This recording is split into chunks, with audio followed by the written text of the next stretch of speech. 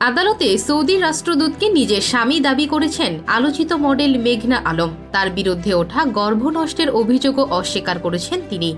17 April ঢাকার মহানগর হাকিম মাসুম মিয়ার আদালতে তোলা হলে বিচারকের অনুমতি নিয়ে এসব কথা বলেন সাবেক মিস আর্থ বাংলাদেশ মেঘনা আলম। আদালতকে তিনি প্রশ্ন করেন, কেউ চাইলে কি সৌদি দূতের দেখা পায়?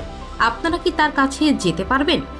ঢাকায় নিযুক্ত সৌদি আরবের রাষ্ট্রদূত ইসা বিন ইউসুফ আল দুহাইলানকে ফাঁদে ফেলে $5 মিলিয়ন আত্মসাতের অভিযোগ উঠেছে আলোচিত মেঘনা আলমের বিরুদ্ধে। 17 এপ্রিল বৃহস্পতিবার সকালে তাকে এবং তার এক সহযোগী হিসেবে আটক দেওয়ান সমীরকে ঢাকার মেট্রোপলিটন ম্যাজিস্ট্রেট মাসুম মিয়ার আদালতে হাজির করা হয়। এরপর বিদেশি রাষ্ট্রদূতদের সুন্দরী মেয়ে দিয়ে প্রেমের ফাঁদে ফেলে অর্থ আদায়ের অভিযোগে রাজধানীর ধানমন্ডি থানায় দায়ের করা কপটতার মামলায় তাদেরকে গ্রেপ্তার দেখানোর জন্য আবেদন করেন মামলার তদন্ত কর্মকর্তা।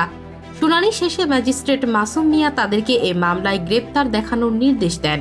শুনানিকালে রাষ্ট্রপক্ষে মহানগর দায়রা জজ আদালতের পাবলিক প্রসিকিউটর বলেন, এই অভিযুক্তরা অভিনব কৌশল অবলম্বন করে বিদেশি রাষ্ট্রদূত সহ অ্যাম্বাসিগুলোতে কর্মরত বিদেশি নাগরিকদের হানি ট্র্যাপে ফেলে বিপুল অর্থ বাগিয়ে নেওয়ার জন্য চক্র দাঁড় করিয়েছেন।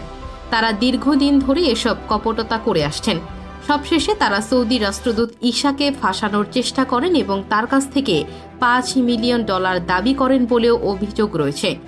এ সময় মেঘনা আলমকে মেঘলা আলম সম্বোধন করে শুনানি করার এক পর্যায়ে অভিযুক্ত মেঘনা তার নাম ঠিকভাবে উচ্চারণ করার জন্য বলেন, আমার নাম মেঘনা আলম, মেঘলা নয়।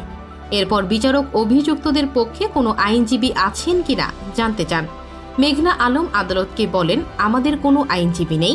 এরপর তিনি কথা বলতে অনুমতি চান।